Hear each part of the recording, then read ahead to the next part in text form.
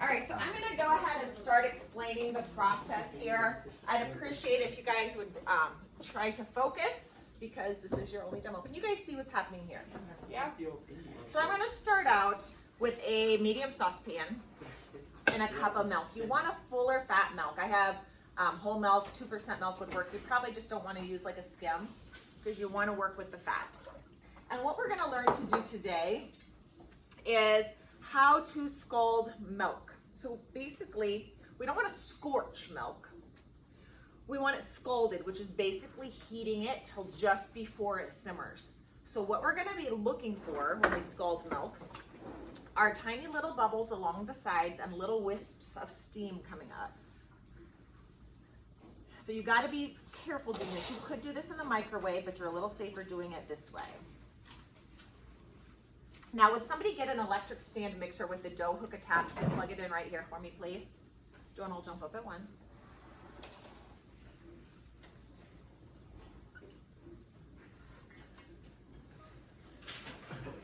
Give me some.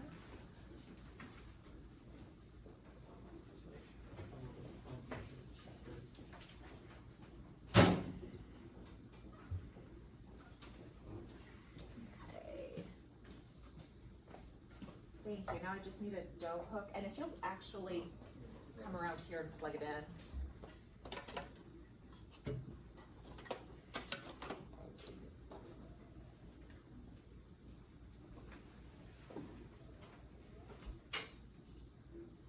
Utensils are on. And it's the one that looks like Captain Hook. There you go.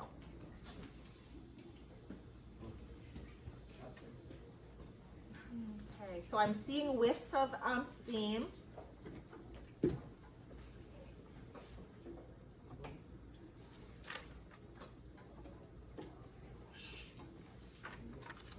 you, sweets. Okay, I'm looking for little bubbles on the sides. And just obviously you can tell this doesn't take long. Can you guys see the steam? You good on? No. No. All right.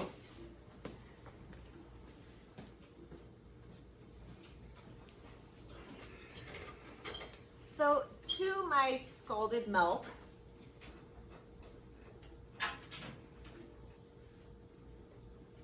I'm going to be adding butter and sugar. Okay, and we're there. So I'm going to take this off the heat. So be careful at this point. You do not want it to go any further than this, okay? Nobody wants scorched milk. There's a difference. All right, so I'm going to pour this. I need it up here. Can somebody put this up here?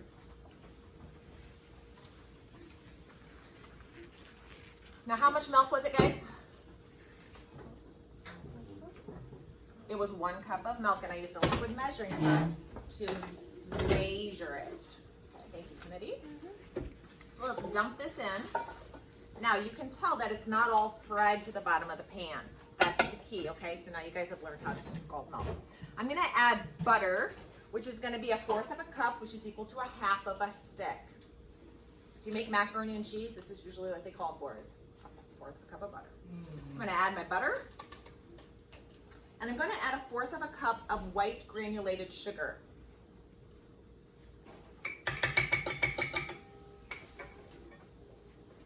Okay.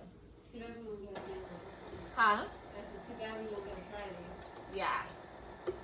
I guess you don't have to do that. You can just let the butter kind of melt. Now, when I add the yeast, what temperature would kill it? What temperature? Okay, well, more like 140. So we're shooting for a range about what?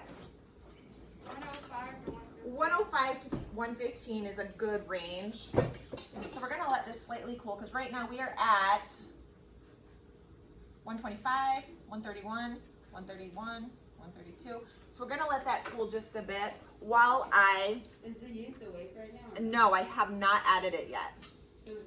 I'm also to this going to add 1/2 of a teaspoon of salt. What is the salt gonna do to my yeast? Feed it. It's not gonna kill it, it's not gonna feed it, but it's gonna slow it down. It's gonna say tame it down, guys. Like relax, chill. Is Okay. it wild? Huh? Is it wild? I think our yeast is wild, sort of. So is yeast an animal? Or... No, It's not an animal. What is it? It's a microorganism. A single cell, a tiny cell. You can't even see it. Okay, so I'm gonna get ready to add yeast and egg.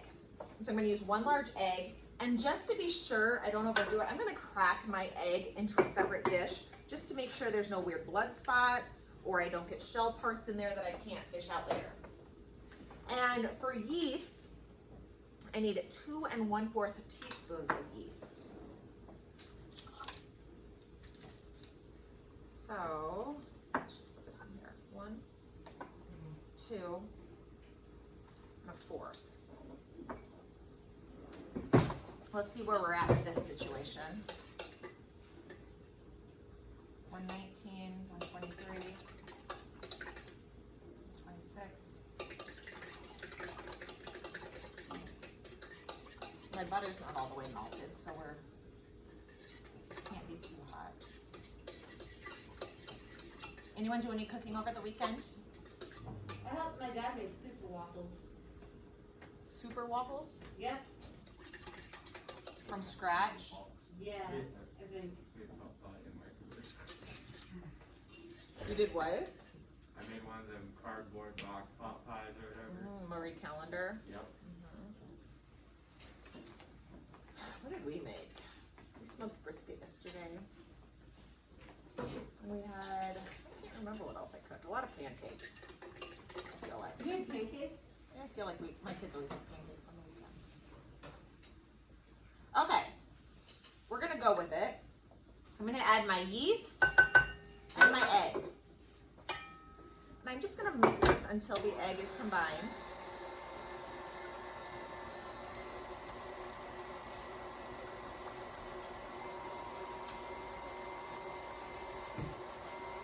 It's not wanting to attack my egg. You know what? Since I got the dough hook, I'm just gonna take a whisk and whisk up that egg. Or a fork. Fork's good. Can't find a whisk.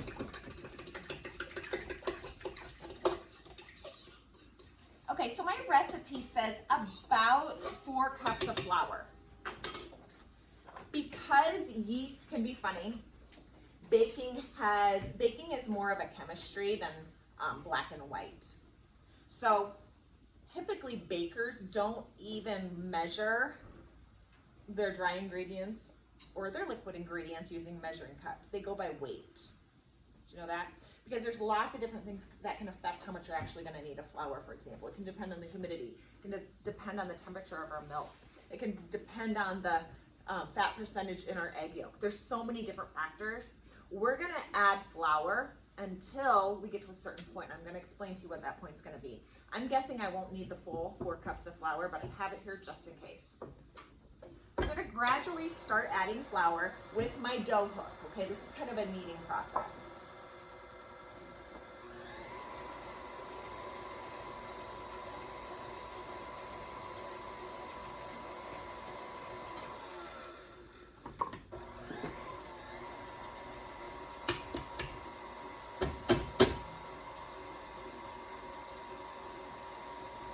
So you're going to notice that the batter, the liquid, is going to start pulling the flour away from the sides of the bowl. We're going to do this until the batter pulls and clings all of the flour away from the sides of the bowl as we add it.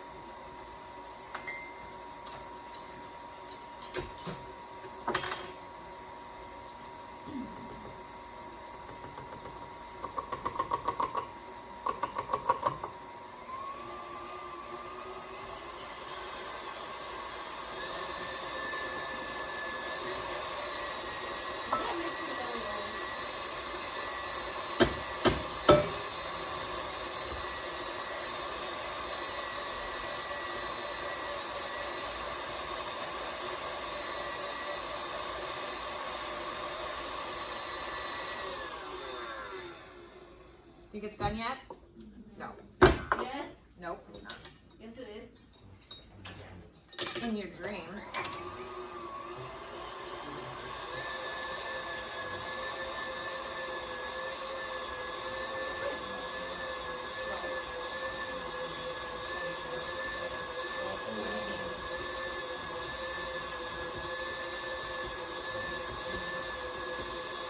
Okay, so you're gonna see it starting to cling from the sides, right?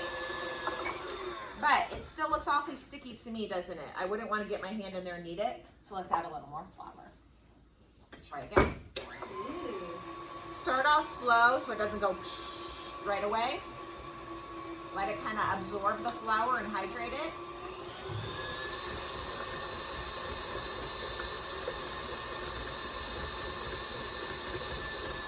And what we're looking for, guys, is to be able to grab some of the flour and or the dough, and it should make a little ball without sticking too much. It's still too sticky. Some more flour? Yes. So we're going with feel here. Will you do it by hand? Huh? Are you doing it by hand? No, I'm not. Ah! See, that's what happens if you go too fast. Thank you. Thank you.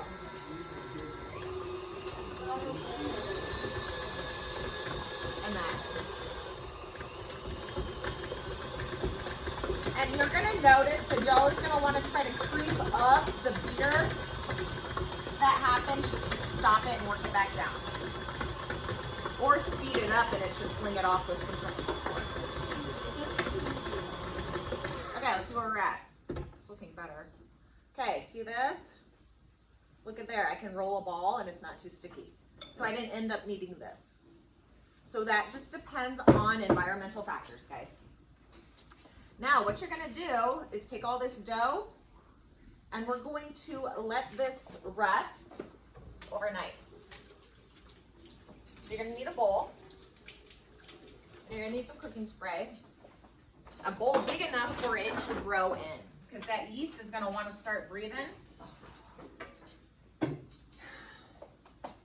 it's gonna get warm. Now, by putting this in the refrigerator covered overnight, it's gonna also slow down the production of yeast because it doesn't have the warmth. If we put this on that radiator or on a hot summer day, stuck it out in our car, it would proof means grow, like crazy. We're gonna refrigerate it and I'll put them out in the morning and then they'll take off. So it kind of just slows it down. So you're gonna finish this demo tomorrow? Well, this is a long process. Yeah, it's not, I can't do it all in one day because the yeast takes time to work. I'm totally tired. Yeah, we're gonna give it a little nap. I will check it. Okay, see this? By tomorrow, this will have doubled in size. So this is my sweet dough. It is sticky, but if you add too much flour, what do you think would happen to my cinnamon rolls? They'd be dry and tough. Because flour equals gluten. The protein in flour is gluten, and that's what makes things tough. So since I sprayed this, I'm gonna pick this up and just flip it over. Now the surface has like a cooking spray glaze sort of over it, so that as it rises, it won't stick to my plastic wrap I'm gonna cover it, and as it rises, it won't cause or create like a dry, cracked surface. So we're going to wrap this baby up, label it, and put it in the fridge for tomorrow. You guys think you can get this done today? Do it. Are you gonna help me with it? What's that? Are you gonna help me with mine? Wait. I'll try my best. Oh, no. You know what? No, we're in the same groups. Since I only have 5 mixers, do you think you could work with another group for today? Miss Brogan? Boyd, you want me to turn this off? Yes, thank you. I just only have